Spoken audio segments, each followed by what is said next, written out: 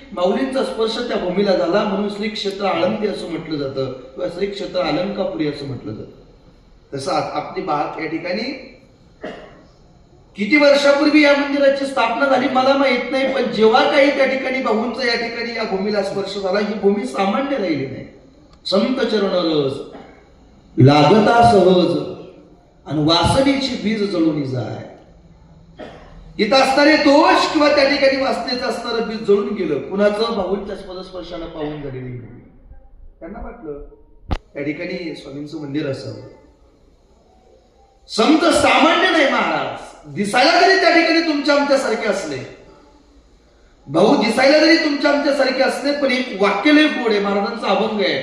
समुद्र नदी नो हे पैगा पाषाण म्हणून हे लिंगा संत नवती जगा मानस त्यासारखे. दिसायला जरी आपल्यासारखे असले ना तरी त्यांच्यात आणि तुमच्या आमच्यात खूप मोठी तफावत आहे. का? ते जन्माला आले पण आल्यानंतर त्यांचा ध्यासच एकच होता, जगाच्या कल्याणा संतांच्या विभूती आणि देह कष्टविधी परोपकारे. त्यांचं जीवन या जगाच्या कल्याणाकरिता आले.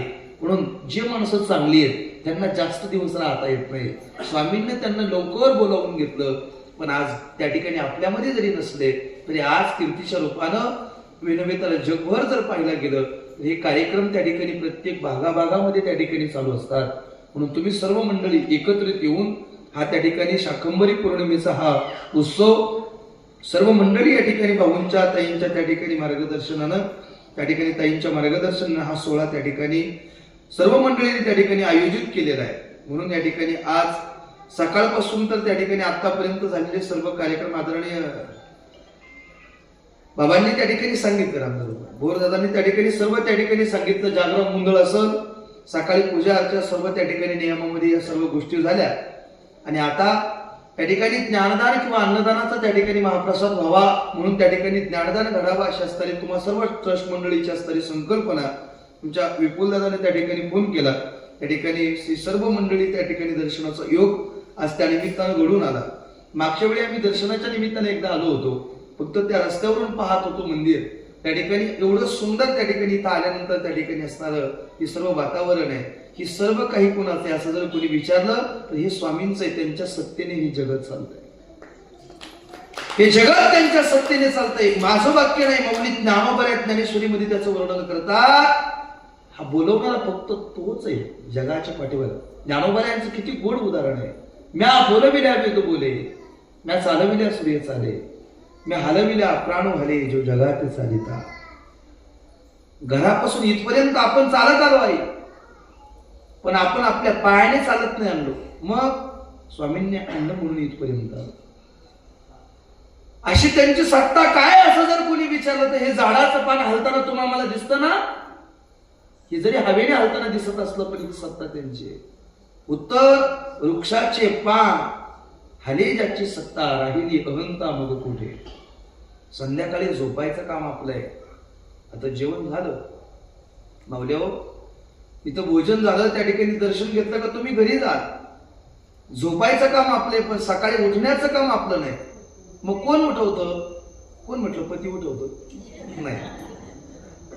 आपला पती जरी असला, घरातला सर्व परिवार जरी उठवण्याकरिता आला, जर त्यांनी बटन बंद केलं ना, स्वामींच्या हातात असणारं हे बटन आहे, त्यांनी जर बटन बंद केलं तर सारा घरातला सर्व परिवार नाही, अख्खी कांदाली जरी आली तरी उठवू शकत नाही. ही सत्ता त्यांची आहे. चाले हे शरीर कोणाचे असत्ते, कोण बोलविते हरी. मग ही कोण चालवतंय? तर त्यांचं उत्तर आहे शिव चिदंबर भगवान. त्या ठिकाणी हे सर्व चालवतं. ही जगत महाराज त्यांची उत्पत्ती कुठून आहे असं जर कोणी विचारलं तर हे जगात काहीच नव्हतं. उत्तर त्यासाठी त्याचे उत्तर महाराज असं दिले, बोल बाबा या ठिकाणी या सृष्टी तलावरती काहीच नव्हतं. म्हणजे असं काय नव्हतं? पहिले कोठेच नव्हते काही. त्यांची उत्पत्ती कुठून आहे आणि केव्हापासून आहे हे आता त्या ठिकाणी नाही, मग अनादी काळापासून असणार आहे. आणि त्यांच्या सत्तेने हे जगत चालतं. मी बोललो तुम्हाला, पण त्यांचं मूळ स्थान कुठून आहे? पहिले कोठेच नव्हते काही, काहीच नव्हतं. म्हणजे चंद्र सूर्य तारा नाही. आता चंद्र सूर्य नाही म्हटल्यावरती तर आपलं काय तिथं काही लावायचंय का महाराज? नाही, आपण तर पाहिलंच नाही. ऐका बरं, पहिले कोठेच नव्हते काही, चंद्र सूर्य तारा नाही, अवघे शून्याची होते पायी कानोबा तेरे तेरे ते. तेव्हा त्या ठिकाणी, तेव्हा ते पहिले त्या ठिकाणी काहीच नव्हतं. तेव्हापासून अनादी कालापासून असणारं या ठिकाणी हे शिवनाम किंवा त्या ठिकाणी शिवचिदंबर, त्या ठिकाणी भगवान परमात्मा तेव्हापासून असणारं त्यांचं या ठिकाणी असणारं या जगतावरती चालत असलेले सर्व क्षेत्र. पुन्हा आज त्यांच्या दरबारामध्ये त्या ठिकाणी सेवा करत असताना आम्हालाही त्या ठिकाणी आमचं पूर्वजन्मीचं काहीतरी पुण्य असावं म्हणून इथं सेवा करण्याची संधी ही मागच्या वेळीच आली असती बोरदादा, पण आम्हालाच येता कार्यक्रमाच्या निमित्ताने येण्याचा योग जमला नाही. पण आता जरी त्या ठिकाणी आमच्या भाग्यात मागं जरी नव्हतं तरी आता त्या ठिकाणी भाग्यामध्ये होतं म्हणून ही सेवा करण्याची संधी या ठिकाणी मिळाली. म्हणून भाग्यवान आहेत. आमचंही कोट्यावधीचं त्या ठिकाणी कोटी जन्माचं पुण्य असं जन्मोजन्मी आम्ही बहु पुण्य केले तेव्हा इथं सेवा करण्याची संधी आहे. सामान्य नाही ही भूमी. ही भूमी बाबूंच्या स्पर्शाने पावन झालेली आहे. ही भूमी ताईंच्या पदस्पर्शाने पावन झालेली. ही भूमी त्या ठिकाणी शिवनामानं त्या ठिकाणी पदस्पर्शाने पावन झालेली आहे. अशी सामान्य भूमी नाही. ज्या भूमीमध्ये तुम्ही आम्ही बसतोय ना त्या भूमीतला प्रत्येक रज कण त्या ठिकाणी या नामस्मरणाने पवित्र झालेला आहे. पुन्हा आपल्याला या जीवनातून उद्धरूनच जायचं असेल तर फक्त शिवनाम आपल्या मुखामध्ये आलं पाहिजे. स्वामींचं नाव अखंड मुखामध्ये आलं पाहिजे. एक ना एक दिवस असा येईल आपल्या जीवनात आपल्यावरती आलेलं संकट निवारण करण्याकरिता त्या ठिकाणी स्वामी जरूर येतील महाराज आणि येणार आहे.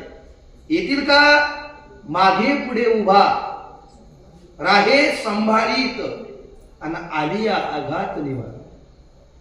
भाऊंनी बाकी दुसरं काय सांगितलंय? मी मग आरती वाचले. महाराज देवापर्यंत जाण्याची जागा म्हणजे संत आहे आणि ते संत आपल्याला भाऊंच्या रूपाने मिळाले. ऐकतात ना तुम्ही? मी ही पूर्वकल्पना तुमच्या समोर त्या ठिकाणी मांडतो. त्या ठिकाणी देवाकडे जाण्याकरिता पहिली संतांची भेट त्या ठिकाणी होणं गरजेचं. त्यासाठी उत्तर आहे का काही? ज्ञानोबऱ्याचं एक उदाहरण आहे हरिपाठात. म्हणून मी एवढं वाक्य बोललो. संतांची संगती. ऐकत ना तुम्ही? ज्यावेळेला आपल्या संतांची संगत होईल आपल्याला संत रूपाने भाऊ भेटले म्हणून आपल्याला स्वामींचं त्या ठिकाणी दर्शन झालं.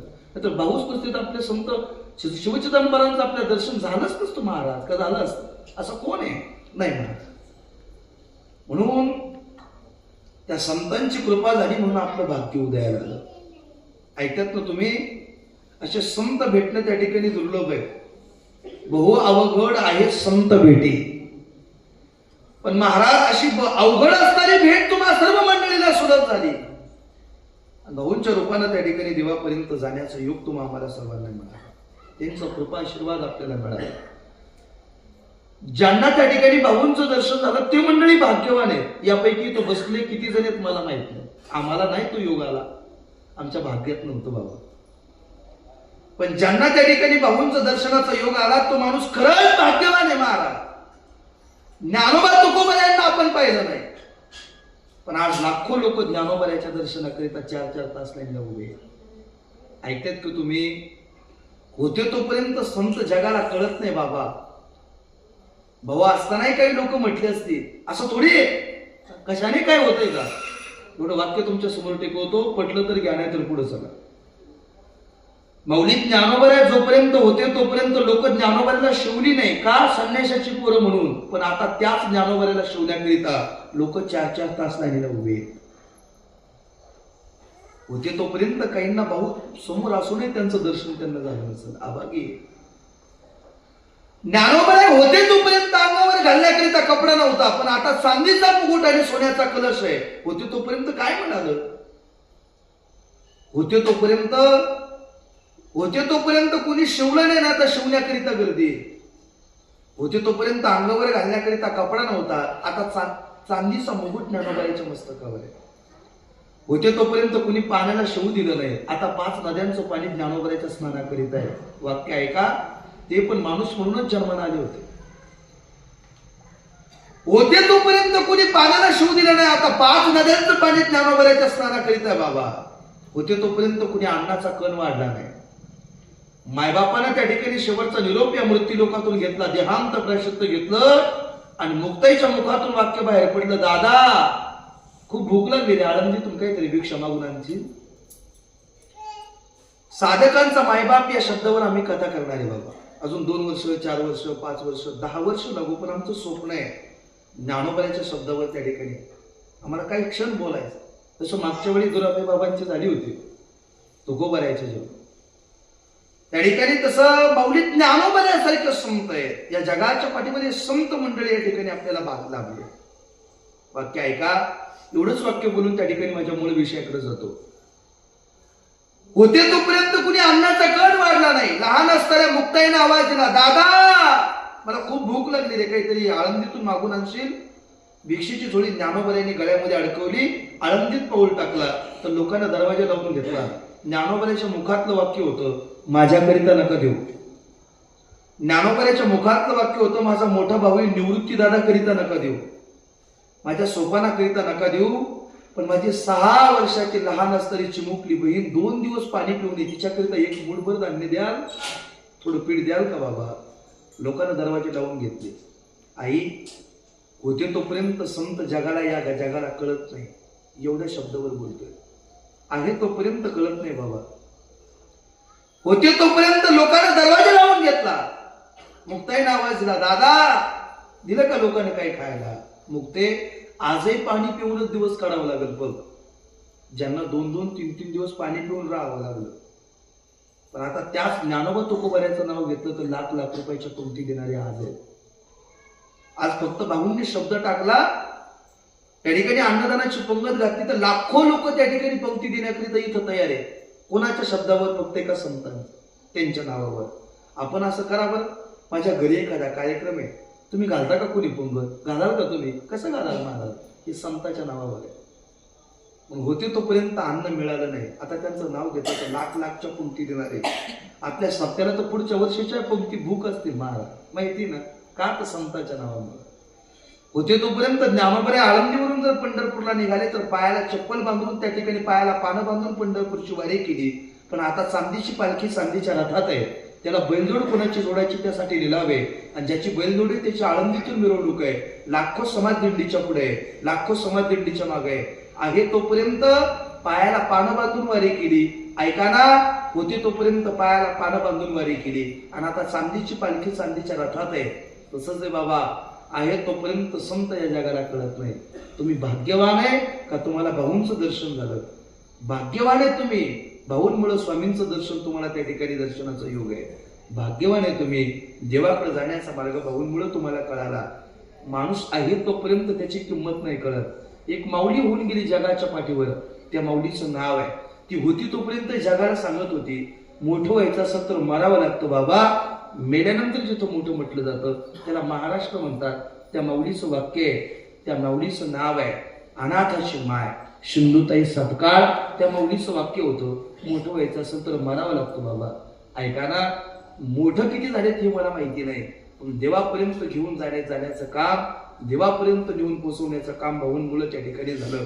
पण एवढं सुंदर परिसर, म्हणून त्या ठिकाणी दररोज आपल्याला होणारं दर्शन आहे. आम्हाला इथं जरी नाही येता आलं तर आम्हाला तुमच्या भोरदादांचा स्टेटस पाहिला का स्वामींचं दर्शन दररोज होतं महाराज. आम्ही तेवढी भाग्यवान आहे. मला तर वाटतं मी आपल्या भागात जेवढी मंदिरं आहेत ना, प्रत्येक ठिकाणी कीर्तन करून आता जागा राहिली नाही, कोणत्याच ठिकाणी नाही. एवढंच राहिलं होतं, इथं सुद्धा त्या ठिकाणी प्रवचनाचा योग आला. भाग्यवान आहे आपण, सर्व मंडळी भाग्यवान आहे का आपण संतांच्या नंतर जन्माला आलो. आपण भाग्यवान आहे का आपल्याला दररोज देवाचं दर्शन आहे. ऐका ना, उत्तरेकडचा भाग जर पाहिला तर देवभूमी म्हणून ओळखलं जातं, पण उत्तरेकडची लोक पोट भरण्याकरिता आपल्या इकडे येत असतात. त्याचं कारण आहे आपल्या इथं संत जन्माला आले. वाक्य महत्वाचं आहे. देवात त्या ठिकाणी मंदिरातला देव तुम्हाला आम्हाला कळाला ना, मंदिरातला देव कळालाच नसता महाराज जर संत जन्माला आले नसते तर. म्हणून वाक्य भाऊंसारखे नवे तर या जगतामध्ये असणारे हे संत जन्माला आले, म्हणून तुम्हाला आम्हाला मंदिरातला देव कळाला, म्हणून त्या ठिकाणी देवापर्यंत जाता आलं. भाग्यवान आहे तुम्ही. आम्ही संत महात्म्यांच्या नंतर जन्माला आलो. जास्त दिवसाचा सहवास आपल्याला लाभला नाही, पण आहे तोपर्यंत ज्या रूढी परंपरा, जे मार्ग दाखवला, मग त्याच मार्गाने आपण तिथून पुढे जीवन जगायचंय. मार्ग दावणी गेले आधी दयानिधी संत ते, त्यांनी दिलेला मंत्र आहे ना, त्या ठिकाणी एक त्या ठिकाणी माळ असणारी, त्या ठिकाणी जोपर्यंत आपल्याला त्या ठिकाणी नामस्मरण करायचं तोपर्यंत ती माळ त्या ठिकाणी जपली पाहिजे. आपलं जीवन काळ सारावा चिंतने, एकांतवासी गंगा स्नाने, देवाच्या पूजने आणि प्रदक्षिणा तुळशीच्या, आपलं नामस्मरणात त्या ठिकाणी जीवन गेलं पाहिजे. ऐका ना, असं नामस्मरणात जर आपलं जीवन ते गेलं, चांगल्या कर्माने जर आपण जीवन जगत राहिलो, तरी मंदिरातला देव आपल्याला नाकारू शकत नाही बाबा. आणि आपली वाईट कर्म करत असाल आणि वाईट मार्गाने आपलं जीवन जगत असाल, तुम्ही दररोज जरी मंदिरात येऊन त्या ठिकाणी देवाची साधना केली, देव त्याला काही करू शकत नाही. आपलं जीवन त्याच्या नामस्मरणात चांगल्या मार्गाने त्या ठिकाणी जीवनातला प्रवास असावा. त्या ठिकाणी असा जीवनातला प्रवास करत असताना एक ना एक दिवस असा येईल, एक ना एक दिवस असा येईल, आई जगदंबा माता स्वामीजी त्या ठिकाणी एक ना एक दिवस आपल्याला भेट देण्याकरिता येतील. तो दिवस प्रत्येकाच्या जीवनात येणार आहे, पण तो आल्यानंतर आपल्याला कळायला पाहिजे. जगद्गुरु तुकोबाराय त्या ठिकाणी जो दिसल त्याला विचारत होते, तसं आपण विचारत नाही महाराज. झाडाला विचारत होते, विहिरीला विचारत होते, जो दिसल त्याला विचारत होते, काय कैमी उद्धार पावे, काय कृपा करील नारायण, ऐसे तुम्ही सांगा संत जन, करा समाधान चित्त माझे, पुसावीसी ह्याची वाटे जे जे भेटे तयासी. आपण विचारलंय का कधी? आपण विचारलं पाहिजे कधीतरी, तेव्हा गेली 30 वर्ष झालं, 40 वर्ष झालं, 20 वर्ष झालं, 15 वर्ष झालं, 5 वर्ष झालंय, दररोज न चुकता मंदिरात आहे, दररोज तुमची सेवा करतोय, दररोज तुमचं नामस्मरण चिंतन करतोय. आता कोणता दिवस येईल का त्या दिवशी तुम्ही आम्हाला भेट द्याल? विचारलं पाहिजे कधीतरी. आपण विचार, त्यासाठी आपली निस्सीम भावनेने श्रद्धा असली पाहिजे. आपण कधीतरी देवाला विचारलं पाहिजे, स्वामींना विचारलं पाहिजे, स्वामी निस्सीम भावनेने तुमची आम्ही सेवा करतोय, गेली 5 वर्ष झालं, 10 वर्ष झालं, 15 वर्ष झालं, कोणते दिवशी आम्हाला तुम्ही भेट द्याल? असे एवढे सात्विक अंतकरण असेल ना, एक दिवस प्रत्येकाच्या जीवनात येणार आहे. एका सदग्रस्ताने परीस ऐकला होता. आपल्या इथं आहे का कागडीत कोणाकडे परीस? इकडं माग आहे. त्यांनी का हात वर केलाय माग? तुम्ही माग कशाला पाहताय? तुम्हाला वाटतं का इथं परीस असेल म्हणून? आणि इथं जर परीस असत इथं कशाला आला असतं महाराज? परीसाचा गुणधर्म आहे, लोखंडाला लागलं का त्याचं सोनं. एका सदग्रस्ताने ऐकलं, म्हणजे तो परीस मी एक ना एक दिवस मिळवून दाखवी. ऐका बरं, वाक्य लय गोड आहे, याचा सिद्धांत महत्वाचा आहे, मला तेवढाच मांडायचा तुमच्यासमोर. एका सदग्रस्ताने परीस ऐकला, पण त्याच्या मनामध्ये ध्यास एवढाच आहे का एक ना एक दिवस मी तो परीस मिळवून दाखवी. घरी गेला, आपल्या खिशामध्ये एक लोखंडाचा खिळा ठेवला.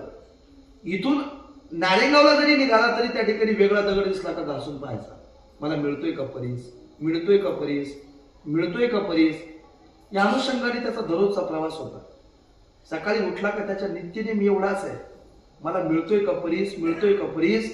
1 वर्ष गेलं, 2 वर्ष गेलं, 3 वर्ष गेलं, तू दादा. पण एक दिवस असं झालं, ज्या खिशामध्ये खिळा ठेवत होतो ना, त्या खिशाला होल पाडून खिळा निघून गेला, पण परीस मिळाला फक्त नाही तरी म्हणा तुम्ही. पण त्याने ध्यास सोडला नाही महाराज. तो शक्यतो आपल्या मुखच भाग मधला असावा. त्याने ध्यास सोडला नाही. जसा दररोज नित्यनेमाने जे स्वामींच्या मंदिरात येतात ना, आज नाही मला भेटत ना देव, मी उद्या सुद्धा जाईल, मी परवा सुद्धा जाईल, जेवढी सेवा करता येईल तेवढी करील, जोपर्यंत स्वामी मला दर्शन देत नाही. म्हणून म्हटलं मोकळ भागीतला असावा. त्याने काय केलं, 3 वर्षाच्या नंतर सुद्धा बोरदादा त्याने लोखंडाची पट्टी कमरेला त्या ठिकाणी करवट्याला बनवून घेतली. ऐका बरं, सिद्धांत लय महत्वाचा आहे. करगोट्याला लोखंडाची पट्टी बनवून घेतली. 5 वर्ष झालं, 6 वर्ष झालं, 7 वर्ष झालं, त्याला द्याच एकच, कुठे आळ्या पाटाला जरी निघाला तर वेगळा दगड दिसला का घासून पाहायचा, वेगळा दगड दिसला का घासून पाहायचा. का मिळतोय का परीस, मिळतोय का परीस, मिळतोय का परीस. 8-9 वर्ष निघून गेले. पण एक दिवशीचा प्रसंग असा, स्नान करून बाहेर येत असताना स्वयंपाक करणाऱ्या माऊलीचं पत्नीचं लक्ष कमरेकडे गेलं, तर कमरेची पट्टी सोन्याची झालेली होती. असं जरी इथं मोकच बागेत झालं तर मला वाटत नाही आपली माऊली शांत राहील. आता 1.5 लाखावर भाव गेला महाराज. सोन्याचा भाव थोडा आहे. आणि कमरेची पट्टी सोन्याची झाली. एवढा आनंद झाला. ती मोकल बाग मधली असल्यामुळे ती पळतच गेली आपल्या पतीकडे. अहो ऐका, तुमच्या कमरेची पट्टी सोन्याची झाली, कमरेची पट्टी सोन्याची झाली, सोन्याची झाली. आनंदाने उड्या मारू लागली. त्याला एवढा आनंद झाला. 8-9 वर्ष झालं मी परीस होतो, पण आज कमरेची पट्टी, एवढा आनंद झाला, उड्या मारू लागला. पण उड्या मारत असताना त्याने तेवढ्या डोक्याला हात लावला आणि खाली बसला. आणि पत्नीने त्या ठिकाणी सांगितलं, म्हणे ऐका, आजचा भाव केला तर या पट्टीचा मला 2-3 मंगळसूत्र संघच येतील म्हणे. एवढे त्या ठिकाणी पट्टीचा सोन्याचा भाव आहे, तुमच्या कमरेला आहे, आणि तुम्ही डोक्याला हात लावून बसलाय का बरं, कशाकरिता बसलाय? तेव्हा डोक्याला हात लावून बसलेल्या पतीनं उत्तर दिलं पत्नीला, अगं आई, मी 8-9 वर्ष झालं त्या ठिकाणी परी शोधतोय, पण माझ्या कमरेची पट्टी सोन्याची कधी झाली मला कळालंय नाही. तो परीस आलाय पण आणि निघूनही गेला, कळाला सुद्धा नाही. तसं एक ना एक दिवस आपल्या जीवनात असा येईल आहे.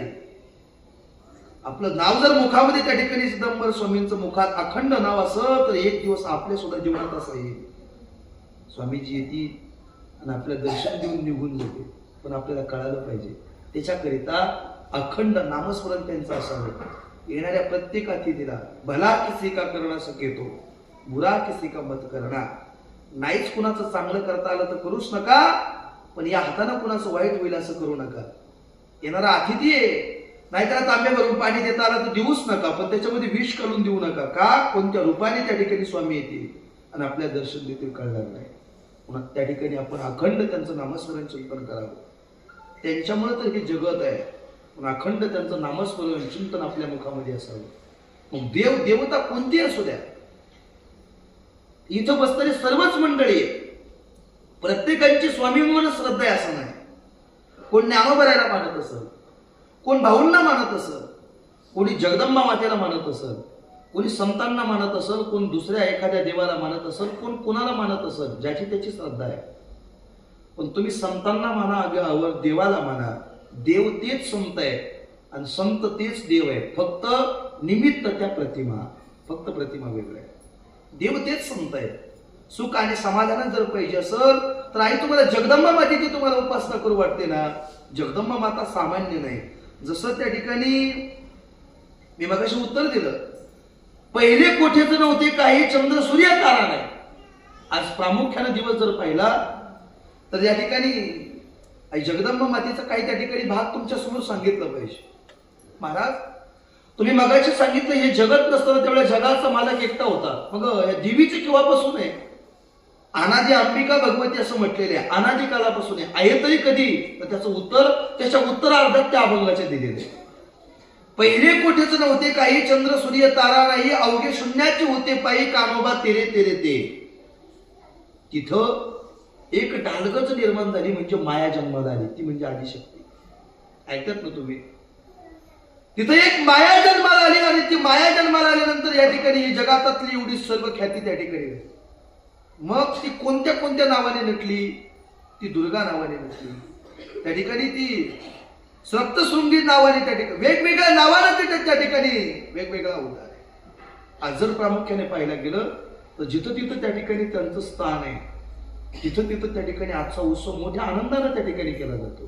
प्रत्येक भागाभागामध्ये पाहायला गेलं तर त्या ठिकाणी माहूरगडावरती पहा, त्या ठिकाणी सर्व मंडळी त्या ठिकाणी काळूबाईला जात असतात. तिथं जरी पाहिलं तरी तिथं त्या ठिकाणी भागाभागामध्ये त्या ठिकाणी जिथं देवीचं त्या ठिकाणी स्थान आहे.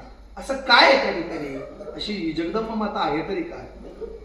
ज्यावेळेला त्या भक्तांवरती संकट पडलं होतं, तुम्ही जर या शाकंभरी त्या ठिकाणी नवरात्र उत्सवाचा जर काही भाग जर तुमच्या वाचनामध्ये आला असेल, ऐकणारी मंडळी सगळे येत नाही.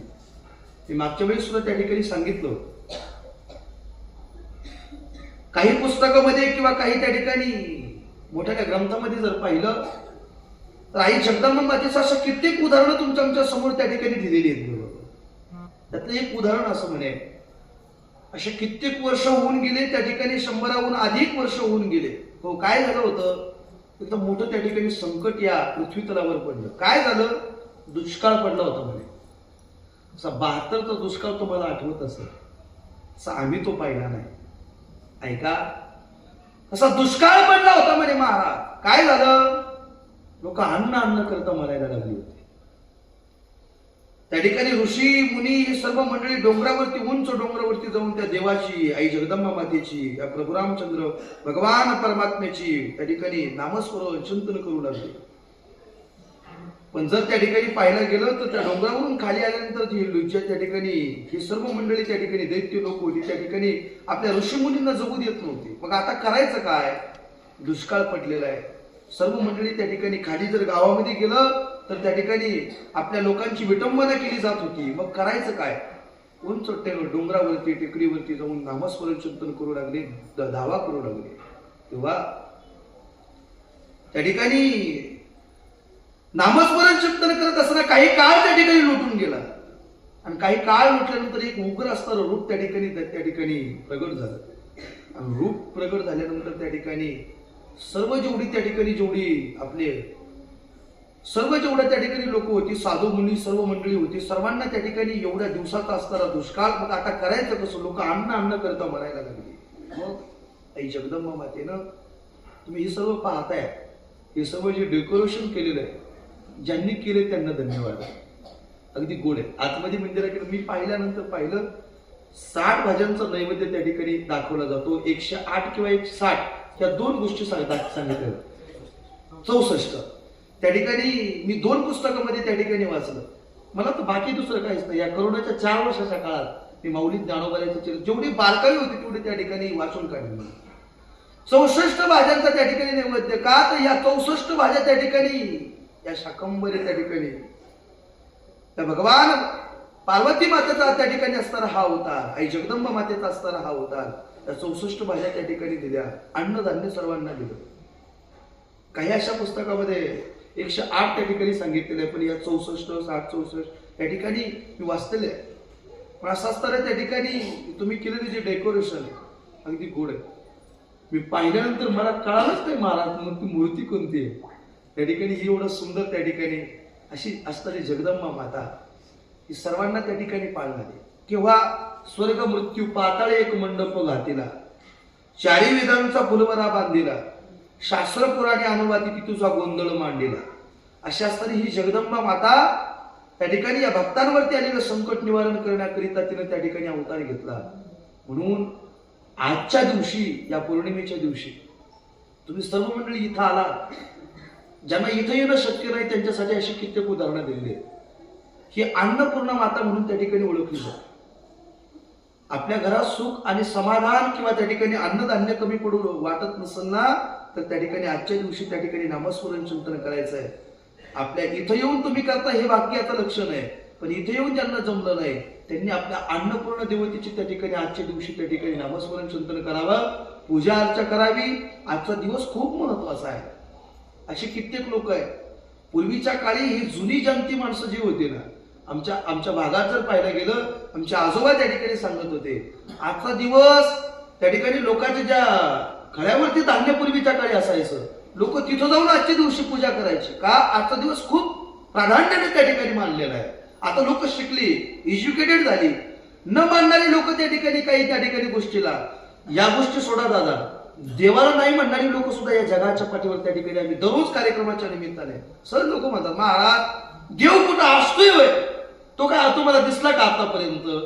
वाक्य एकच आहे, ज्या देवानं आपल्याला तोंड दिलं ना, त्या तोंडानं देव म्हणायचं नाही. एक दिवस अशी वेळ येईल सगळे सोडून जातील, तेव्हा सोडवणारा फक्त तोच एक आहे. त्याने अशा कित्येक लोकांना सोडवलं, आपल्या का सोडवणार नाही? एक उदाहरण लय गोड आहे. मी त्या ठिकाणी मागच्या वेळी या नगरच्या खाली कीर्तनाच्या गावही तुम्हाला सांगून ठेवतो. छोट्या माऊलींचं जे गाव आहे त्याच्या पुढे त्या ठिकाणी 3 किलोमीटर अंतरावर आम्ही कार्यक्रमाला गेलो. एका सदर रस्त्याने विचारलं, म्हणजे महाराज देव कुठं असतोय का? एक वाक्य, अशी जागा नाही का तिथं स्वामींचं वास्तव्य नाही. मग विठ्ठल 40 स्थळी भरला, जागा नाही अशी.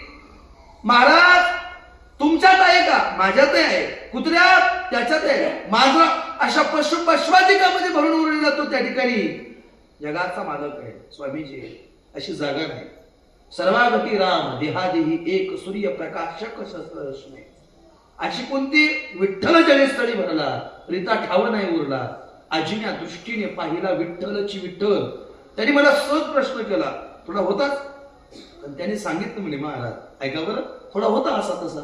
म्हणे महाराज तुम्ही मला सांगा, या प्रत्येक चराचरामध्ये देव आहे, तर हे लोक मंदिर कशाकरिता बांधतात हो? त्यांनी विचारला प्रश्न, किती अद्भुत आहे. कोण मंडळी कसा प्रश्न विचारी सांगता येत नाही. आता मी तुम्हा सर्व मंडळीला त्या ठिकाणी प्रश्न करतो. भाऊंचा पदस्पर्श या भूमीला झाला, तुम्ही एवढं सुंदर त्या ठिकाणी असताना कमी दिवसामध्ये एवढं सर्व काही झालं. हे तुम्ही केलं म्हणजे तुम्हाला त्या ठिकाणी तुमच्या हातून सर्व घडून घेणारे त्या ठिकाणी मागे बसलेले, की तुम्ही फक्त चालत राहिले, सर्व घडून आणणारे ते त्या ठिकाणी स्वामीजी. त्यांनी मला प्रश्न केला, म्हणे महाराज तुम्ही त्या ठिकाणी मगाशी कीर्तनामध्ये सांगितलं म्हणे सर्व ठिकाणी देव आहे ना देव? मग तुम्ही मंदिर कशाकरिता लोक बांधतात? मग त्याला मी तसंच उत्तर दिलं. एक लहान मुलगा त्याच्या हातात होता. मी त्याला भेटलो, बाळा म्हटलं पप्पा असं म्हणतात म्हणे तुझं, तुला मान्य आहे का देव आहे का नाही? तो काही बोललाच नाही. मग त्याला एक प्रश्न केला मी बोलतो, म्हणे मला सांग, तू शाळेमध्ये जात असशील तर या जगात हवा आहे का? आहे का हवा? तुम्हाला वाटते की इथं हवा आहे? श्वास घेता म्हटल्यावर असलच ना, आहे माया, जागा नाही अशी हवा नाही. मला तुम्ही सांगा, सहज आपला प्रश्न आहे, तुम्ही विचार करा फक्त, अशी जागा नाही का तिथं हवा नाही? ज्या दिवशी ही हवा नसल, एकही जग त्या ठिकाणी जिवंत कोणी राहू शकत नाही. पण ती हवा तुम्हाला दिसते का? दिसत नाही. मग नाही का? कसं आहे, खरं आहे का बरोबर आहे? दोन्ही पण आहे. डोळ्याने दिसत नाही, मग ती नाही का? आहे. मग आहे तर दिसते कुठं? विचार करण्यासारखी गोष्ट.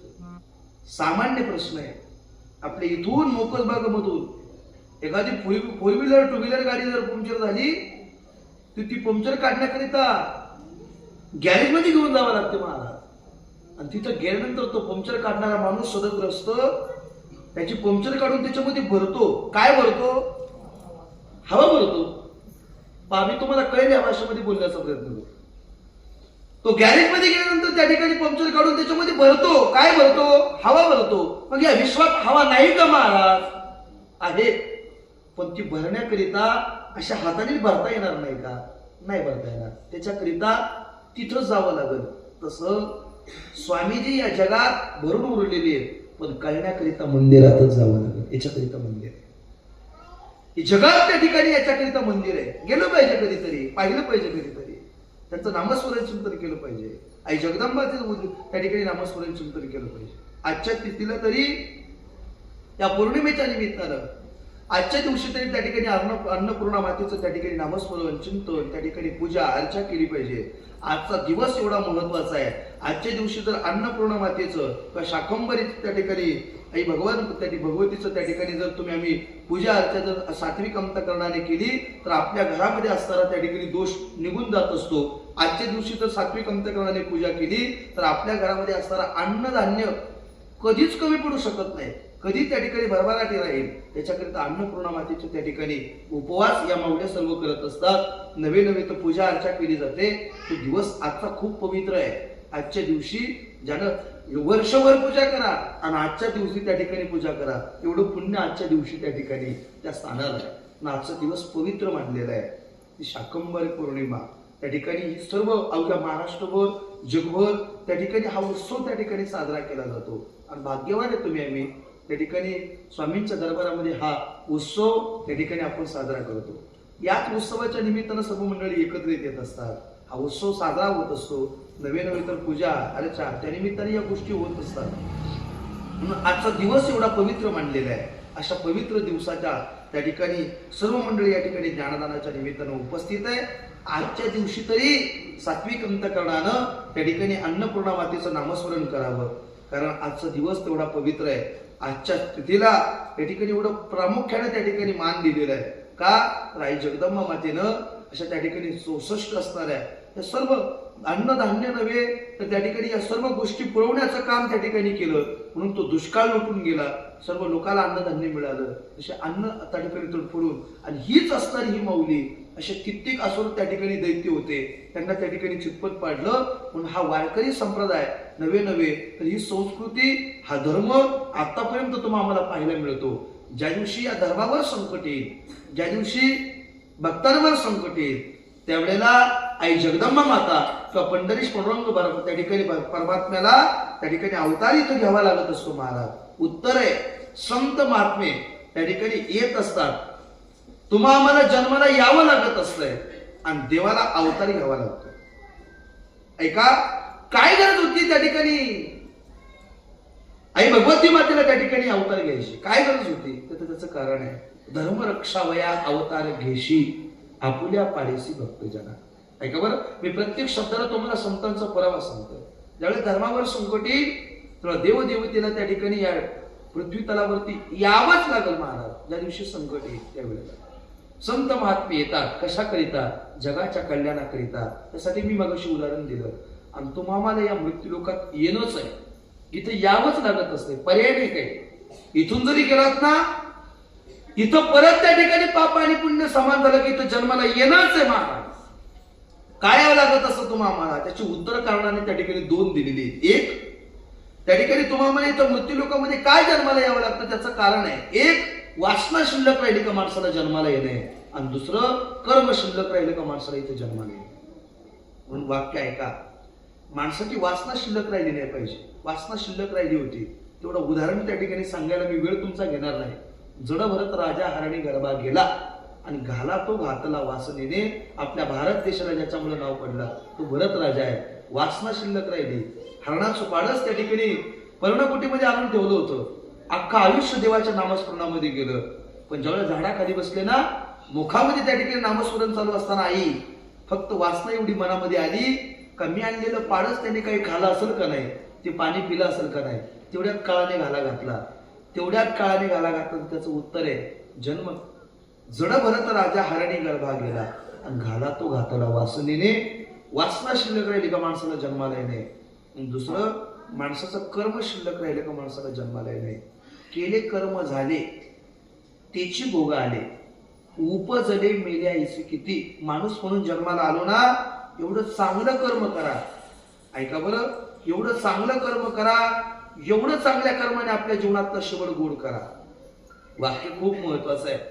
माणूस आपण जर दुसऱ्यासाठी खड्डा काढून जीवन जगत त्या ठिकाणी असा, आपल्या जीवनात येणारी सुख दुःख वाईट कर्माने त्याचा जीवनातला शेवट करू नका. आपल्या जीवनात येणारं सुख किंवा आपल्या जीवनात येणारं दुःख, एवढं वाक्य लय महत्वाचं आहे. आपल्या जीवनात येणारी सुख दुःख आपण लोकांसमोर सांगत भरून फिरू नका. मोकच बाग नाही तर या परिसरात सर्व मंडळी आज या ठिकाणी उपस्थित आहे. आपल्या जीवनात आलेलं दुःख आपण लोकांसमोर सांगू नका. लोकांसमोर जर तुम्ही आपल्या जीवनातलं दुःख सांगाल ना, तो लोक ऐकताना लय रडून ऐकतील बाबा, पण जगाला सांगताना हसून सांगतील. मी परत एकदा एवढं वाक्य बोलतो बरं. आपल्या जीवनात येणारं सुख आणि आपल्या जीवनात येणारं दुःख लोकांना सांगू नका. सुखही नका सांगू. सुख ऐकताना तो लई त्या ठिकाणी तुमच्या आनंदात आनंद मिसळून त्या ठिकाणी सांगल, पण त्याला दुःख होणार त्याच्यापेक्षा दुप्पट असेल. म्हणून आपल्या जीवनातलं सुख आणि आपल्या जीवनातलं दुःख लोकांसमोर सांगू नका. ऐकताना लोक रडून ऐकतील, पण जगाला सांगताना हसून सांगतील. आपल्या जीवनातली सुख आणि आपल्या जीवनातली दुःख फक्त स्वामींना सांगा. त्याच्यात त्या ठिकाणी निवारण करणारे तेच आहे. देव उभा मागे पुढे उगवी कोडे संकट. संकट आलं ना, फक्त आई भगवती मातेला आपल्या जीवनातलं संकट सांगा. या पंढरीश्वर रंग परमात्म्याला आपलं संकट सांगा. सोडवणारे फक्त तेच आहे. आपल्या जीवनातलं संकट फक्त त्यांच्याजवळ मांडा. कारण पोषितो जनासी एक दातो. या जगाचं भरण पोषण करणारा तो एकच आहे. त्यांचं नाव शिव चिदंबर भगवान आहे. त्यांच्याच सत्तेने हे जगत चालतंय. म्हणून आपल्या जीवनातलं सुख आणि आपल्या जीवनातलं दुःख त्यांच्या समोर मांडा. लोकांसमोर सांगू नका. आहे तोपर्यंत चांगलं कर्म करा. केलेल्या कर्माची परतफेड देवाच्या बापालाही नाही चुकली. वाक्य ऐकत का तुम्ही? माझी शेवटच्या त्या ठिकाणी उत्तरार्धाची वाक्य आहे. माणसाचं कर्म चांगलं करा. माणसाच्या कर्माची परतफेड देवाच्या बापाला सुद्धा त्या ठिकाणी कर्म चुकलं नाही. तर तुम्ही आम्ही कोण आहे? चित्रकूट पर्वतावरती असताना अशी रामायणातली महाभारतातली कितीतरी उदाहरणं तुम्ही आमच्या डोळ्यासमोर आणा. एका शब्दात मी पुढे जातो. चित्रकूट पर्वतावरती असताना भरताना प्रभू रामचंद्रांना प्रश्न केला होता, दादा अरे मी जातो ना वनवासाला, तो कशा पायी जातोय? पा कर्म. प्रभू रामचंद्रांनी दिलेलं उत्तर आहे, भरता अरे आईबापानं कमवलेला पैसा त्यांच्या मुलांना कामाला येईल. ऐका, आई वडिलांनी कमवलेला पैसा त्यांच्या मुलांना कामाला येईल, पण आई वडिलांनी केलेलं कर्म त्याच्यामध्ये त्यांची मुलं वाटेकरी नाही होणार, आणि मुलानं केलेलं कर्म त्याच्यामध्ये त्यांच्या आई वडील वाटेकरी नाही होणार. भरता हे मी केलेलं कर्म याच्यात तू त्या ठिकाणी वाटेकरी होऊ नको. काय उत्तर आहे प्रभू रामचंद्राचं? दैव जात दुःखे भरता दोष ना कुणाचा, पराधीन आहे जगती पुत्र मानवाचा, दोष ना कुणाचा. उत्तर आहे प्रभू रामचंद्राचं. माय कैकैना दोषी नव्हे दोष त्यात, राज्य त्याग कानन यात्रा असे कर्म जात. खेळ चाललास माझ्या पूर्वसंचिताचा, पराधीन आहे जगती पुत्र मानवाचा, दोष ना कुणाचा. उत्तर काय प्रभू रामचंद्र? जरा मरण यातून सुटला कोण प्राणी जात, दुःख मुक्त जगला का रे कुणी जीवनात. काय शोक करसी बेड्या स्वप्नीच्या फळाचा, पराधीन आहे जगती पुत्र मानवाचा. आलो माणूस म्हणून जन्माला, भाग्यवान आहे. संताचं आणि देवाचं दर्शन तुम्हाला मला त्या ठिकाणी घडतंय. नवे नवे तर सत्संग त्यांचा घडतोय. भाग्यवान आहे. एकदा इथून गेलो ना, माणसाचं जीवन कसं आहे. प्रभू रामचंद्रांनी उत्तर दिलं म्हणे, नदीमध्ये सोडलेली लाकडाची 2 उंडकी आहेत. पाण्याची लाट येऊन आदळल्याबरोबर जशी ती लाकडाची उंडकी पाण्यातून बाजूला झाल्यानंतर परत पाण्यात एकत्र येत नाही, तसं माणसाचं जीवन आहे. इथून गेल्यानंतर परत इथं जन्म नाही. जरी जन्माला आलो तर या भूमीत आणि स्वामींची सेवा आपल्या हातून होईल म्हणून सांगता येत नाही. कोणकोणत्या त्या ठिकाणी जन्माला येईल, कुठे येईल, कसा येईल सांगता येत नाही. म्हणून भाग्यवान आहे. काय उत्तर आहे प्रभू रामचंद्राचं? 2 ओंडक्याची होते सागरात भेट, एक लाट करी दोघा पुन्हा नाही गाठ. क्षणिक ते बी आहे बाळा, फक्त क्षणिक आहे मेळ मानसाचा, पराधीन आहे जगती पुत्र मानवाचा, दोष ना कुणाचा. पराधीन आहे जगती पुत्र मानवाचा, दोष ना कुणाचा. असा माणसाचा जन्म आहे. मिळाला भाग्यवान आहे तुम्ही. आम्ही जन्माला आलो. मग आलो असेल ना तर चांगलं कर्म जीवनात करा. त्या जुन्या माणसाचं एक वाक्य होतं भोरसाहेब, ही जुनी माणसं सांगायची, एवढ्या चांगल्या कर्मानं जीवन जगा ना. 1 देवाचं खाऊ नका म्हणे, 2 गावाचं खाऊ नका, आणि 3 तुम्हाला माहिती पण माझ्याकडून काढून घेत आहे. तुम्ही मंडळी लय हुशार आहे, मी तुम्हाला चांगलं ओळखतो. जुन्या माणसाची म्हण होती, देवाचं खाऊ नका. बरं का, या परिसरामध्ये पडलेला रुपया सुद्धा आपला नाही महाराज. इथं पडलेला रुपया जरी आपण खिशात घालून घरी घेऊन गेलात ना, वाक्य ऐका, आणि करोड रुपयाची सत्ता आणि संपत्ती असणारी लोक देवाचा रुपया आपल्या संसाराकरिता कामाला लावला तर शेवटच्या क्षणाला भीक मागावी लागली महाराज. देवाचा रुपया आपल्या संसाराकरिता कामाला लावला. ज्याच्याकडून त्या ठिकाणी देवाचा रुपया आपल्या संसाराकरिता कामाला लागला असेल ना, प्रवचन संपल्याबरोबर आपल्या खिशातला रुपयाकडून दानपेटीत लिहून टाका महाराज. नाही टाकला तर त्याचा शेवट तसाच आहे. तो महाराज सुद्धा तर कोणी असो, ज्यानं देवाचा रुपया खाला. मी माझं सुद्धा सांगतो बरं, ज्यानं नीतिमत्ता सोडून जोडून या धन उत्तम व्यवहाराने उदास विचारे वेच करेल, ज्याने देवाचा रुपया आपल्या संसाराकरिता कामाला लावला ना, त्याचा शेवटच्या क्षणाला, मृत्यूच्या क्षणाला त्याचं हालहालच आहे महाराज. चांगला मृत्यू नाही म्हणून देवाचा रुपया नाही खायचा. गावाचा 1 रुपया सुद्धा नाही खायचा. ज्यांनी गावाचं खालं, करोड रुपयाची बंगल्यात इस्टेट सत्ता संपत्ती जरी आता दिसत असली ना, आता 50 लाखाची गाडी फिरायला दिसत असेल, पण शेवटच्या क्षणाला तडफडून मरण आहे, त्याचा शेवटचा अंतकाळ पहा. अशा कित्येक लोकांचं तुम्ही आम्ही पाहिलेलं आहे. ते काय सांगायची गरज आहे का मला? म्हणून देवाचं आणि गावाचं नाही खायचं. आणि तिसरी गोष्ट आहे, भावाचं नाही खायचं. खाली पाहू नका कुणी, वरती पहा. ज्यानं भावाचा रुपया तरी खाला ना महाराज, माणसानं मरण्याच्या आधी 3 गोष्टी संपवल्या पाहिजे. वारकरी संप्रदायातलं थोर व्यक्तिमत्व आदरणीय भंडारी त्या कडकरांचं वाक्य आहे. तात्या सांगत असतात माणसाला ऋण वैर आणि हत्या मरणाच्या त्या ठिकाणी काही करायचं नाही जिवंत असताना. ऋण 1 रुपया जरी कुणाचा असला तरी मरणाच्या आधी देऊन टाकला पाहिजे. देण्याची वास्ता नाही झाली ना तर पुढच्या जन्मात गाढव होऊन त्याच्या इथं कामाला यावं लागलं आणि व्याज सगळं फेडून द्यावं लागलं. ऋण 1 रुपया सुद्धा कुणाचा ठेवायचा नाही. वैर मरणाच्या आधी कुणाशी जरी वैरत्व असेल तरी त्या संपून गेलं पाहिजे महाराज. आणि हत्या माणूस म्हणून जर या मृत्यू लोकांमध्ये जन्माला आलो असेल ना तर आपल्या हाताने कुणाची हत्या होईल असं जीवन जगू नका. झालीच हत्या तर त्या कर्माची परतफेड इथं नाही वरती गेल्यानंतर आहे. मारिकी जोडीकी तोडीकी निष्ठूर आणि यमाचे किंकर बहुसान. संताचा पुरावा आहे का नसल पटत तर श्रीमद भगवद्गीतेसारखा ग्रंथ उचका घरी गेल्यानंतर. श्रीमद भगवद्गीतेसारखा ग्रंथ उचकल्याबरोबर डोळ्याने फक्त चित्र पाहतो आम्हाला कळत. इथं जर हत्या झाली असं नाही तर वरती गेल्यानंतर उकळत्या त्याला चिकड येईल. सोपं नाही. मारिती जोडीती तोडीती निष्ठूर त्या कर्माची परतफेड आहे. म्हणून देवाचं गावाचं भावाचं नाही खायचं. ज्यानं देवाचं गावाचं खाल्लं ती तुम्हाला चांगलं माहिती आहे.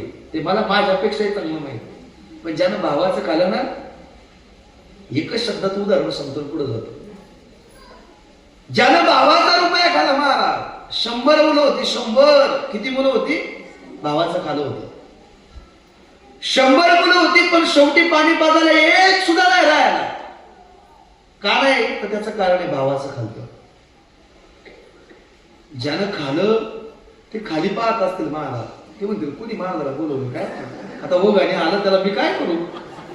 कर्माची परतफेड आहे माणसाच्या जीवनात. मी मगाशीच बोलून गेलो. तुम्ही जर कर्म वाईट करत असाल दररोज स्वामींच्या तुम्ही सेवेमध्ये असाल ना कधीच स्वामी आपल्याला दर्शन नाही देणार. स्वप्न सुद्धा नाही येणार. कधीच विचार सुद्धा नाही करायचा. फक्त कर्म चांगलं ठेवून इथं एका दर्शनाकरिता येत असाल ना कर्म चांगलं असेल ना वाक्य लिहून ठेवा. मरणाच्या आधी एकदा का होईना स्वामी आपल्या स्वप्नामध्ये येऊन आपल्याला दर्शन दिल्याशिवाय राहणार येणार ना. आपल्यावरती संकट येऊ द्या एवढं भयानक संकट येऊ द्या. आपल्या संकटाच्या वेळेला फक्त स्वामीजीच आपल्या पाठीमागे उभं राहणार आहे. आपल्या सेवेचा मोबदला ते कधीच नाही ठेवणार. ज्याने इथं पंतरबळी उचललेली आहे ज्याने इथं अन्नदानाची पंगत घातलेली ज्याने इथं सेवा करण्याचं काम केले ना ती सेवेची परतफेड स्वामी कधीच ठेवू शकत नाही. ती प्रत्येकाला कोणत्या ना कोणत्या रूपानं ती परतफेड करूनच त्याचा मृत्यू आहे. तसा होणार नाही. लक्षात असू द्या. आपल्यावर संकट येऊ द्या त्या कर्माची परतफेड आपण चांगल्या केलेल्या सत्कार्याची परतफेड स्वामीजी त्यांच्यावर ठेवणार नाही. ती देणारच आहे. म्हणून तुकोबाऱ्याला म्हणावं लागलं. वाक्य आलं बरं. जगद्गुरु तुकोबाऱ्या देवाच्या समोर जात होते सांगत होते देवा मला काहीच नको. तर देव म्हणत होता तुकोबाऱ्याला तुकोबा तुला काहीतरी मागावं लागेल बरं. का सेवेचं पुण्य आहे. तुम्ही इथं सेवा करतायत ना महाराज आमच्याकडे पैसे नाही हो अन्नदानाची पंगत घालायला. महाराज देण्याची खूप इच्छा आहे पण आमच्याकडे पैसे नाही. पैसाच लागतो असं नाही. म्हणून एक भावगीत आहे मनी नाही भाव आणि देवा मला पाव. पैसाच लागतो असं नाही महाराज. इथं फक्त पंतरवळी जरी उचलली तर फक्त झाडून जरी घेतलं ना त्याची सेवेची मोबदला आपल्या इथं चित्रगुप्ताच्या यादीत लिहून ठेवलेलं आहे.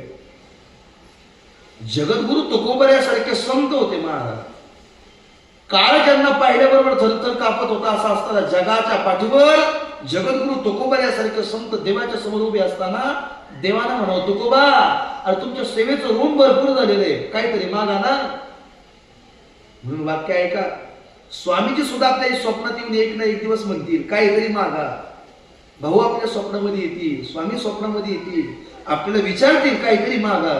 पण आपल्या संसारातल्या गोष्टी काही मागायच्या नाही. काय म्हणतील मला पैसा सत्ता मला एखादा फ्लॅट भेटला तर बरं होईल महाराज. त्या गोष्टी नाही. वाढावे संतान गुरी व्हावे लागले या कधीच देवाने मागितल्यानंतर आपण त्या ठिकाणी देवाला परतफेड करून या गोष्टी मागायच्या नाही. त्या तुमच्या आमच्या प्रारब्धात आहे. ह्या उत्तर अन्न मान धन हे तो प्रारब्ध आधी त्या देवाकडे मागून मिळणारी गोष्ट नाही. देव जर प्रसन्न किंवा देवाला जर विचारलंस ना तर देवाला एवढंच मागायचं देवा तुझा विसर न व्हावा जे तू कोबऱ्याने मागितलं हेच दान दे तुझा विसर करू देऊ नको. स्वामींनी एवढंच मागायचं स्वामीजी तुमचा शेवटच्या श्वासापर्यंत विसर पडू देऊ नका. आणि तुमचं नामस्मरण चिंतन त्या ठिकाणी गुणगायी नावाने ह्याची माझी सर्व जोडी शेवटच्या श्वासापर्यंत तुमचं नामस्मरण फक्त मुखामध्ये राहू द्या.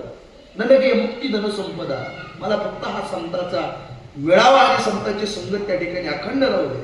भाग्यवान आहेत तुम्ही सर्व मंडळी.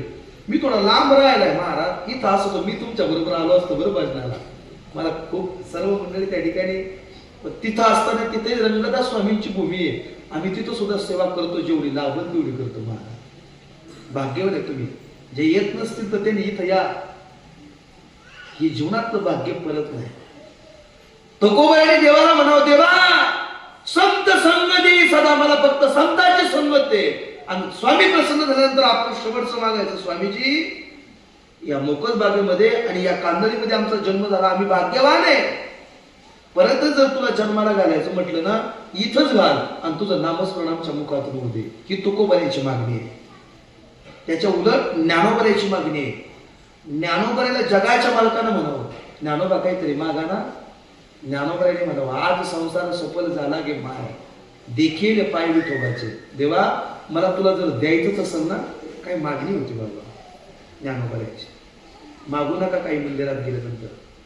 मागण्याकरिता स्वामींच्या समोर जाऊ नका. मागण्याकरिता देवा आई जगदंबा मातेच्या समोर जाऊ नका. मागण्याकरिता कोणत्याच देवाच्या मंदिरात जाऊ नका.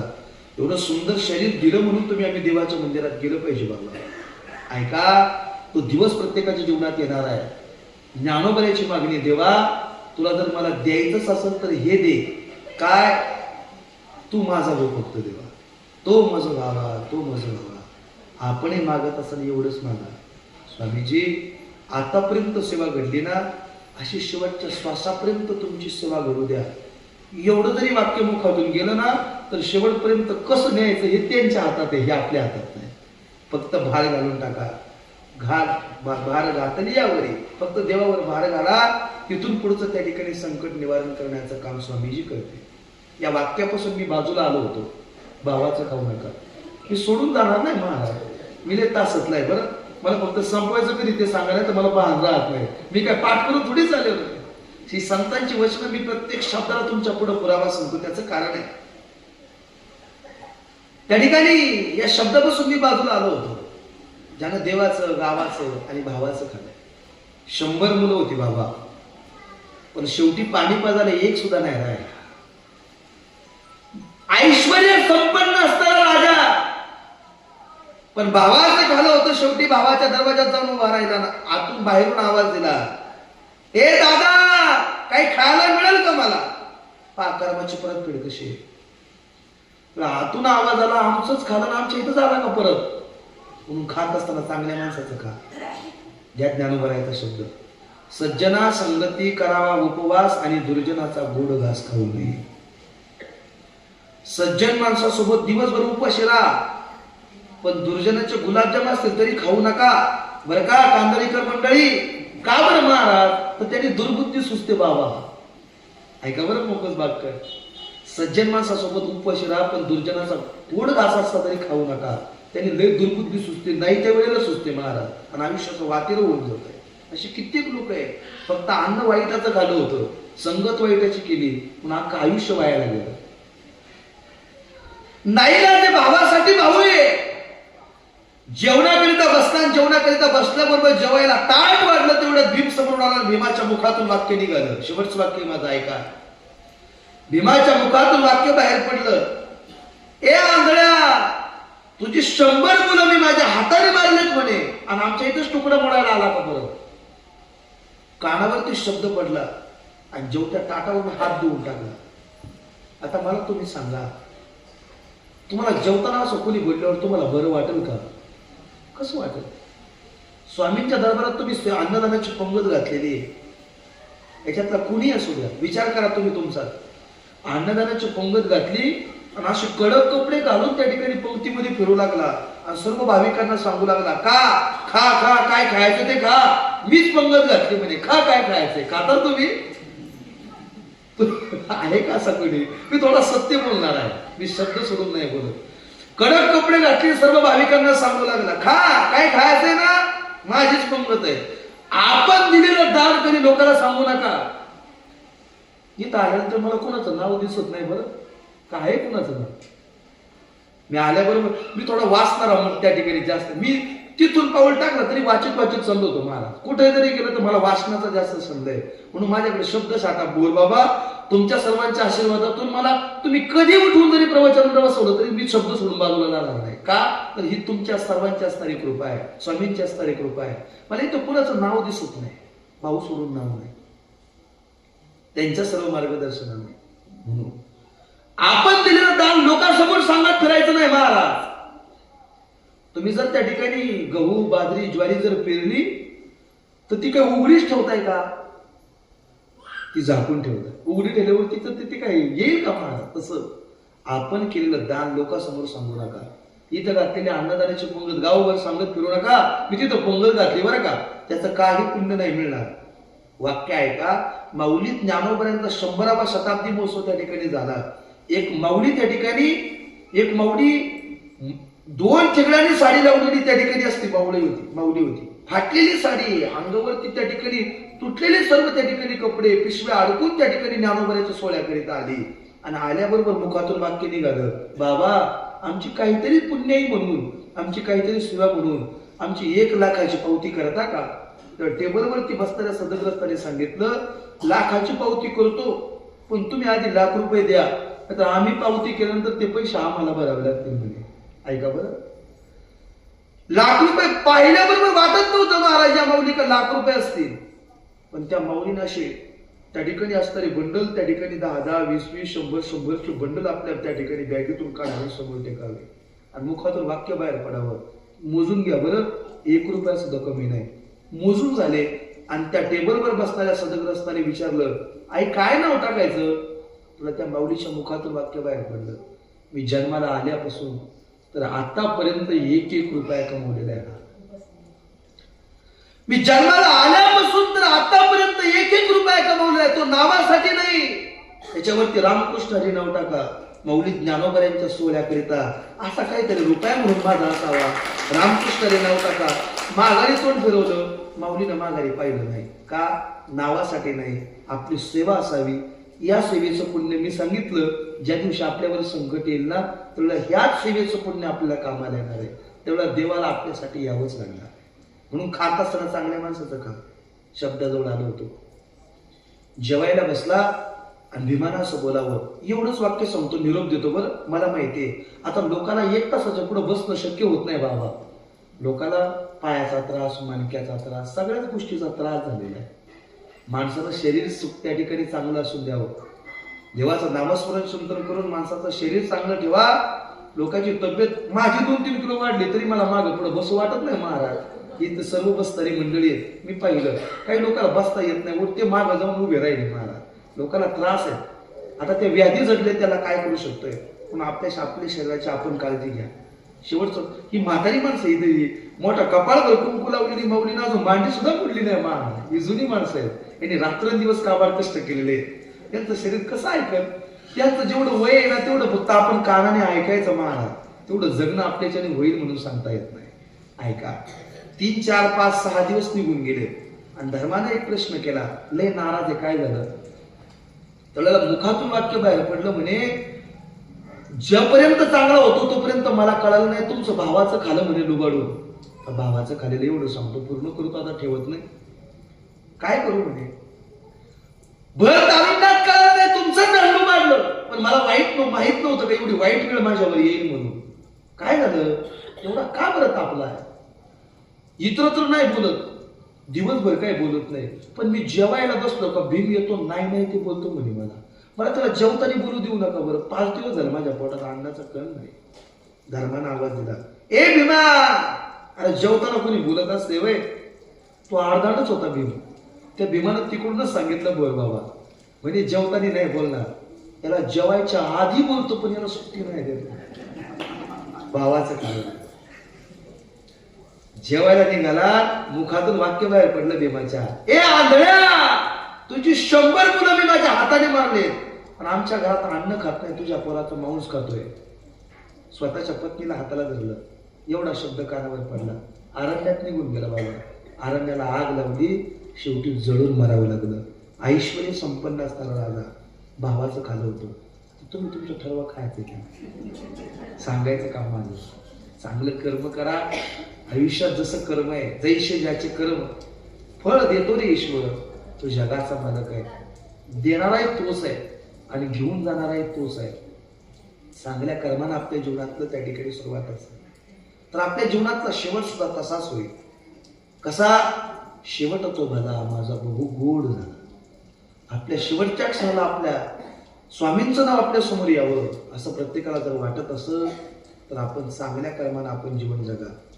आहे तोपर्यंत सतकार्याकरिता, स्वामींच्या अन्नदानाकरिता आपलं जेवढं सहकार्य करता येईल तेवढं सर्व मंडळीने करावं. त्या सहकार्यातून एवढ्या सर्व गोष्टी चालू आहेत. आणि विशेष म्हणजे संस्कार जोपासण्याचं काम भाऊंपासून त्या ठिकाणी पोहोचले. भाऊंचं मी एक पुस्तक माझ्याकडे आलं, ते सर्व वाचून काढलं. मला याच्यात कितीतरी उदाहरणं देता येतील. थोडं उदाहरण सांगायला माझ्याकडे वेळ नाही. तिकडं बादल्या वाजायला लागल्या, कळते महाराजांना. त्या लोकांचं निम्म लक्ष तिकडे गेलंय. मी पुन्हा येईल, ऐकताय ना तुम्ही, मी पुन्हा येईल. कधी येईल, पण येईल मी एकदा तरी. पण तेव्हा मी भाऊंचा किती असणारे चमत्कार, चिदंबरांचे असणारे, मी मागच्या वेळी उजळलेले भाग्य घेतला होता. आता ध्यास होता का काळे नाठविषयी कृपाळू देवाचे हा अभंग घ्यावा. पण असा असणारा दिवस तसा नाही. आणि जगदंबा मातेचा त्या ठिकाणी असणारा अवतार कार्य तुमच्यासमोर त्या ठिकाणी सांगण्याचा प्रयत्न केला. तीच जगदंबा माता, तोच भगवान परमात्मा स्वामीजी त्या ठिकाणी त्यांच्या सत्तेने हे जगत चालत आहे. एक ना एक दिवस त्यांचं दर्शन व्हावं असं वाटत असेल तर आपण चांगल्या कर्मानं आपलं जीवन त्या ठिकाणी जगावं. आहे तोपर्यंत नामस्मरण चिंतन करावं. त्या ठिकाणी एक ना एक दिवस आपल्या जीवनाचा शेवट गोड होईल असं म्हणून पवनचा झाला. जास्त दिवस नाही, आयुष्य कमी मिळालं, पण हे सर्व त्या ठिकाणी मार्ग दाखवण्याचं काम त्यांनी केलं. त्याच मार्गाने आम्ही सर्व मंडळी त्या ठिकाणी प्रवास करतोय. आता ताई त्या ठिकाणी सर्व गोष्टी त्या ठिकाणी पाहतात. आमची इथून कीर्तन त्यांनी लाईव्ह पाहिजे. तुमच्याबरोबर एक ना एक दिवस आम्ही त्यांच्याही भेटीला जाऊ. असताना त्या ठिकाणी या सर्व मंडळीचं असताना योगदान आहे. सर्व मंडळीच्या सर्वांच्या सहकार्यातून, ताईंच्या सर्व त्या ठिकाणी नियोजनातून या ठिकाणी प्रत्येक ठिकाणी हा कार्यक्रम चालू असतोय. आजही पण मला वाटतं सगळ्याच मंदिरावर असेल हा कार्यक्रम, सगळीकडे चालू आहे.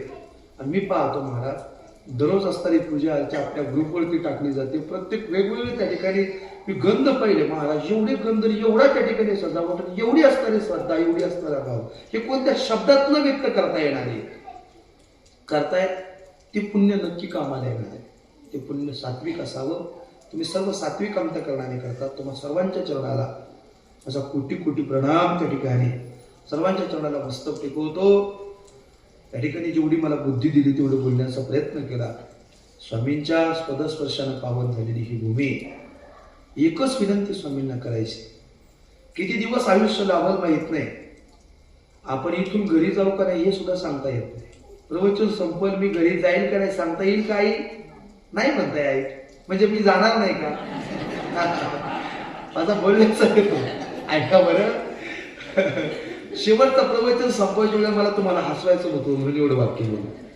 आता तुमचं 1-2 वर्षानं तरी आयुष्य वाढलंच महाग. ऐका, प्रत्येकाला माहीत नाही कोणता दिवस कोणाच्या जीवनातला शेवटचा असतो. पण एवढ्या सद्र अंतःकरणाने जर आपल्या जीवनातला प्रवास असेल तर त्याचं पुण्य तुमच्या आमच्या बरोबर कामाला येणार आहे. स्वामींना एवढीच प्रार्थना करायची, पैसा सत्ता संपत्ती जरी नाही देता आली स्वामी, तर सर्वांना सुखात, ऐश्वर्यात आणि आनंदात ठेवा एवढी विनंती स्वामींकडे करतो. या वचन सेवेच्या निमित्तानं तुम्ही सर्व मंडळी आदरणीय असतील, आमचे विपुल दादा, हे सर्व आमचे तरुण सहकारी मंडळी. तुमचा सर्वांचा नावाचा परिचय मला नाही बरं दादा, पाहिलेला आहे मी तुम्हाला बऱ्याचशा मंडळीला, पण नावाचा परिचय मी भरपूर वेळा कीर्तनाच्या माध्यमातून इकडे येत असतो. तुमचा नावाचा परिचय नाही, पण जरी नाव माहीत असलं तरी मी तुमचं नाव घेऊ शकत नाही, तेवढा माझा अधिकार नाही. मी तुमच्यापेक्षा ज्ञानानं वयानं लहान आहे. या ठिकाणी आपल्या जुन्नरच्या शेवटचं टोक श्री रंगदास स्वामी व इटकाई देवी वारकरी गुरुकुल त्या ठिकाणी गेली 18 वर्ष झालं. ज्यांना आई नाही, ज्यांना वडील नाही, अशा मुलांचं संगोपन करण्याचं आमच्या वडिलांपासून असणारी ही परंपरा त्या ठिकाणी आम्ही करत असतो.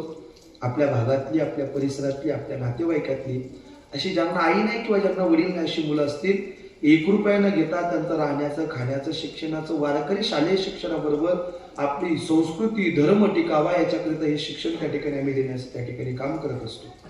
तुम्ही सर्व मंडळी त्या ठिकाणी भरपूर वेळा कार्यक्रमाच्या निमित्तानं भेट होत असते.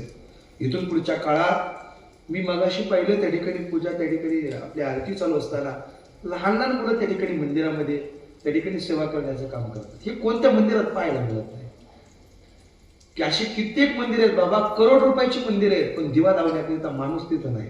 अशी शोकांतिका आहे. दुसऱ्या मुस्लिम बांधवाला सांगावा लागत नाही, त्यांचा मुलगा हाताला धरून नमाज पढण्याकरिता जातोय.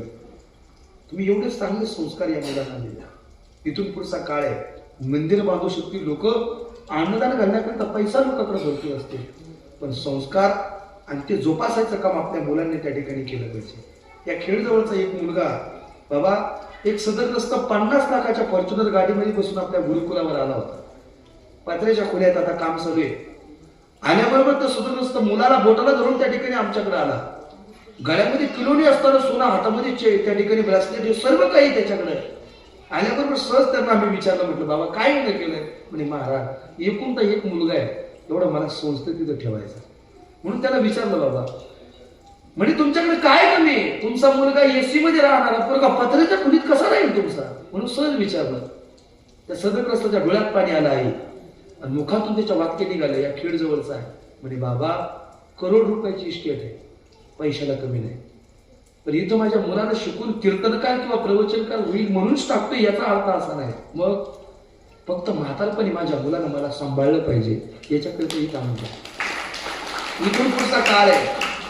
तुम्हाला शाळेत गेला तर चांगल्या डिग्र्या मिळतील महाराज, पण संस्कार नावाचा शब्द फक्त मंदिरात पाहायला मिळेल. म्हणून आपली मुलं फक्त इथं घेऊन या. इथं आल्यानंतर बाकीच्या गोष्टी आईला आई किंवा वडीलला वडील सांगण्याची गरज पडणार नाही. हे संस्कार तुम्ही मंडळी जोपासताय. आपली लहान लहान मुलं या कार्यक्रमाच्या निमित्ताने येत आहेत. मग तुम्हाला सर्व मंडळीच्या चरणाला मस्तक टेकवतो आणि याच ठिकाणी सगळ्याला पूर्ण करा. विठ्ठल विठ्ठल कुंडली चौधरी विठ्ठल श्री ज्ञानदेव तुकाराम पंढरीनाथ भगवान की जय. मौली ज्ञानेश्वर महाराज की जय. शिवचिदंबर भगवान की जय. असं आहे ना. आता विश्वात्मके देवे येणे वाग्यज्ञ तोषावे, तोषोनी द्यावे पसाये दान हे. जे कळांचे विकटी सांडव अया सत्कर मिळती वाढ. होता परस्परे पडो मैत्र जीवांचे दुरितांचे तिंगल गाव. विश्वसधर्म सूर्य भाव जो जीवांची होते नाव. प्राणी जात वर्षित सकल मंडळी ईश्वर निष्ठांची मंद्याळी. अनवरत मंडळी भेटतया होता चला कल्पतरुचे आरव. चेतना चिंतामणीचे गाव बोलते जन्म पियुषांचे. चंद्र बीजालांचन मातंड देता होईल. हे सर्वाई सदा सज्जन स्वैरे होतो. किंबहुना सर्व सुखी पूर्ण होळी ती लोकी. भजजो आदिमुखी अखंडित आणि ग्रंथोपजीवे विशेष लोके. दृष्टादृष्ट विजय होवा विजय. एक म्हणे श्री विश्वेश्वरावो आवरीन दान पसावो. येणे वरे ज्ञान देव सुखिया झाला. येणे वरे ज्ञान देव सुखिया झाला. येणे वरे ज्ञान देव सुखिया झाला. ओम शांती.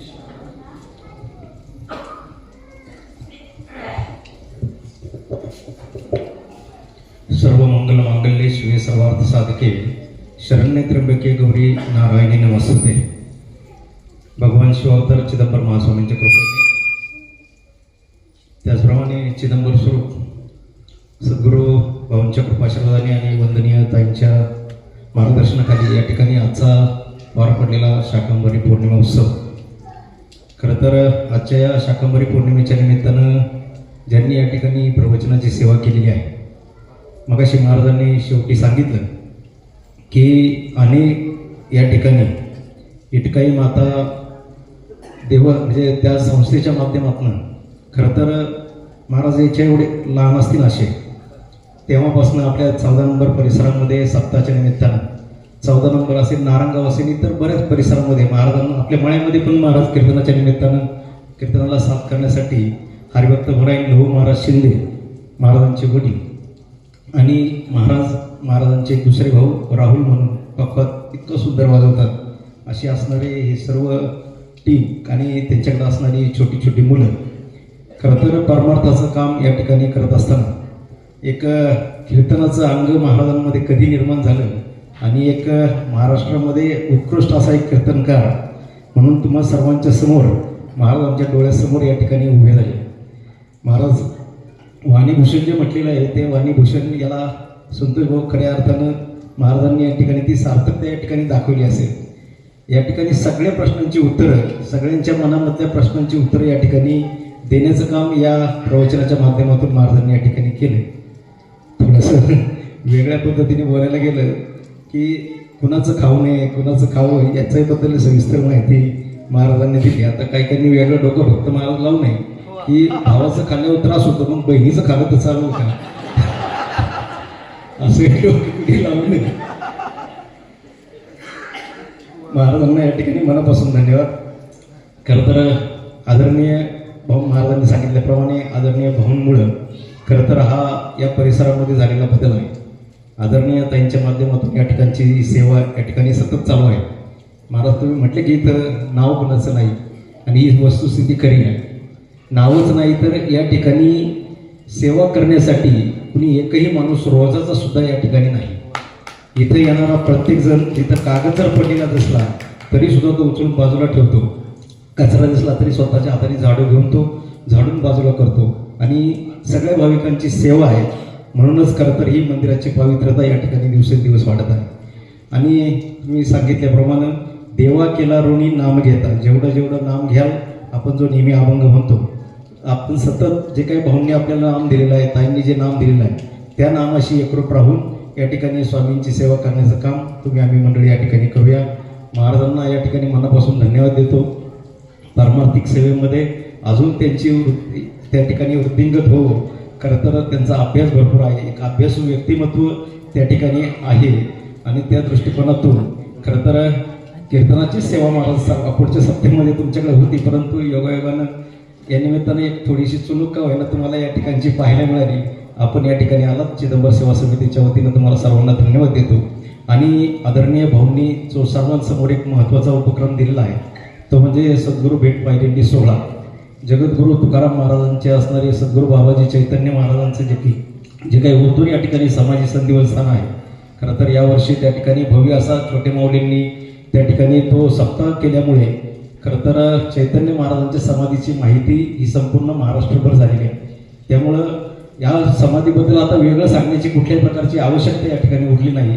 परंतु ती पावलं भाऊंनी खरं तर 12 वर्षापूर्वी ओळखली आणि 12 वर्षापूर्वीच आम्हाला त्या ठिकाणाहून देऊन ते ओतूर असा पायदिंडी सोहळा सद्गुरू भेटीचा या ठिकाणी सुरू करण्यास सांगितला.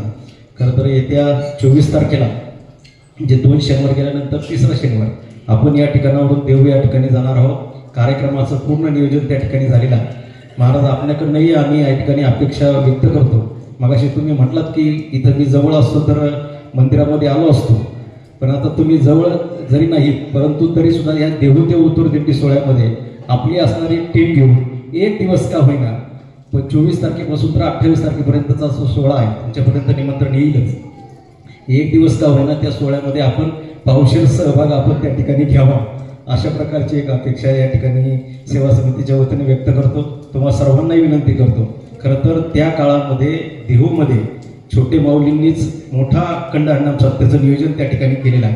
त्यामुळं इथून पाठीमागं आपल्या दिंडीसोबत पालखी सोहळ्यासोबत तिकडनं जे भरपूर वारकरी आपल्यासोबत येत होते कदाचित त्याच्यामध्ये थोडी संख्या कमी होण्याची शक्यता राहील कारण मोठ्या सप्त्याचं नियोजन त्या ठिकाणी आहे. आता आधीच 2-3 दिवस अगोदर तो सप्ताह त्या ठिकाणी चालू होतोय. त्यामुळे आपली सर्वांची आता जबाबदारी आहे या सोहळ्यामध्ये आपण जास्तीत जास्तीचा सहभाग आपण सर्वांनी या ठिकाणी द्यावा अशा प्रकारची एक नम्र विनंती तुम्हा सर्व मंडळींना माता भगिनींना तरुण वर्गाला या ठिकाणी करतो.